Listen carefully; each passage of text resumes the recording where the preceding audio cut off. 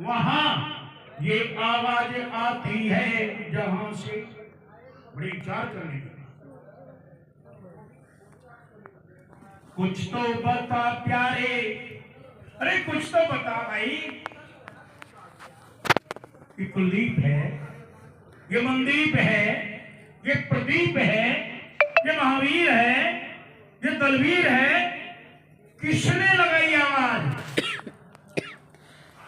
कुछ तो बता प्यारे, अगर तुझको पता है। और हमें किसी को भी ना पता हो तो हम सब अंधे हुए कि नहीं? अंधे हुए कि नहीं? कुछ तो बता प्यारे, अगर तुझको पता है। क्या क्या पता है?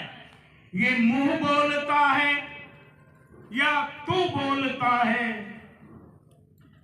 ये मुंह बोलता है या तू बोलता है? तू कौन? शरीर को। ये मुंह बोल रहा है या तू बोल रहा है? बता।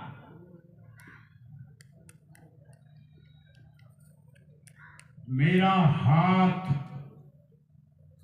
कुलदीप कहेगा मेरा